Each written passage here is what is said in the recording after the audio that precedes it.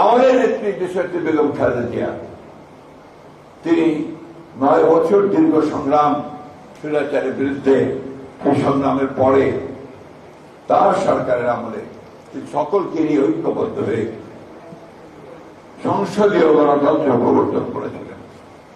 এই একটা বিশাল একটা মৌলিক সংস্কার।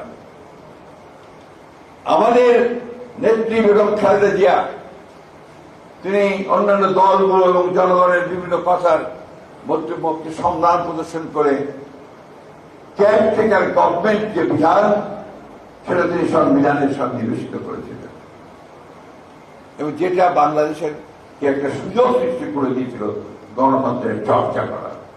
এবং এটা সবাই স্বীকার করবেন যে 3টি ইলেকশন সেই কেয়ারটেকার গভর্নমেন্টের অধীনে হয়েছে, সেই 3টি ইলেকশনে ছিল সবথেকে ভালো ইলেকশন। নতুন একটা সুযোগ একটা সৃষ্টি হয়েছিল গণতন্ত্রকে প্রতিষ্ঠানিকৃত হওয়ার এবং অর্থনীতিকে আপনার মুক্ত বাজার অর্থনীতির দিকে নিয়ে যাওয়ার। এই সংস্কারগুলো বিএনপি ভ্যাট আরোপ করেছিলেন আমাদের অর্থমন্ত্রী সাইফুর রহমান সাহেব, প্রচুর সমালোচনা হয়েছে। এমনকি আমাদের ওবায়দুল খান সাহেব প্রথিতযশা সাংবাদিকরা হলিডে পত্রিকায় লিখলেন, হেডলাইন লিখলেন, ওয়ান ম্যান ডেমোলিশেস, অর্থাৎ একটা মানুষ সব শেষ করে দিল।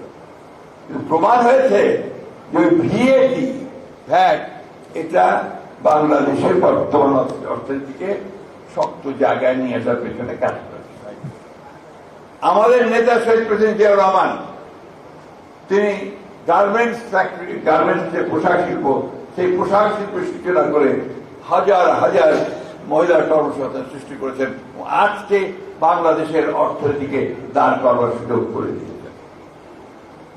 আমাদের নেতা শহীদ প্রেসিডেন্ট জিয়াউর রহমান, তিনি বিদেশে মধ্যপ্রাচ্যে বিশেষ করে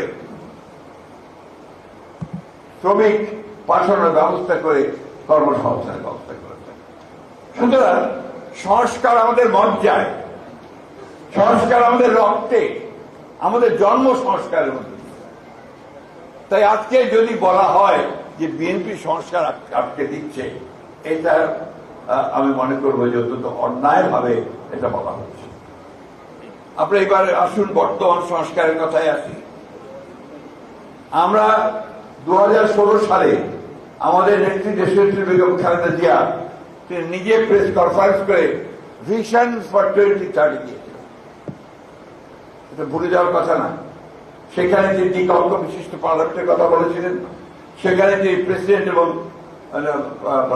প্রধানমন্ত্রীর ক্ষমতা ভারসাম্যের কথা বলেছেন, সেখানে তিনি সকলকে নিয়ে রেইনবো নেশন তৈরি করার কথা বলেছিলেন, জুডিশিয়াল ইন্ডিপেন্ডেন্সের কথা বলেছিলেন। আবার পরবর্তীকালে যখন আমরা রিয়ালাইজ করেছি যে এই রাষ্ট্র কাঠামো দেশকে এগিয়ে যাওয়া যাবে না, তখন আমরা আবার 2022 সালে প্রথমে বিএনপির পক্ষ থেকে 27 দফা, এরপর যারা আন্দোলন করছি তাদের সকলকে নিয়ে আমরা 31 দফা কর্মসূচি প্রদান করি। নিশ্চয়ই মনে আছে আপনাদের সেই কর্মসূচি প্রদানকে নিয়ে যে তুল কালাম কাণ্ড হয়েছিল। 10 ডিসেম্বর আমাদের সভাকর্তা করে আমরা পার্টি অফিসের সামনে, সেটা 7 নভেম্বরই এটাকে আপনার পণ্ড করে দেওয়ার ব্যাপারে সরকার সরকার ব্যবস্থা গ্রহণ করেছিল এবং সেদিন মকবুল ওই পার্টি অফিসের সামনে আমাদের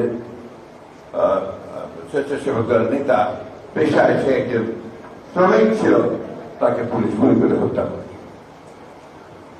এরকম অসংখ্য ঘটনা, যে ঘটনাগুলোর মধ্য দিয়ে আমরা বাংলাদেশের রাজনৈতিক কাঠামো, রাষ্ট্র কাঠামো এবং অর্থনৈতিক কাঠামোকে পরিবর্তন করবার সমস্ত প্রস্তাবগুলো সামনে নিয়ে এসেছে। এখন সেই দলকে যদি আপনারা বলেন যে আমরা সংস্কার চাই না, সংস্কার রূপে দিচ্ছি, তাহলে এর চেয়ে বড় সত্যের অপরাধ আর কিছু হতে পারে।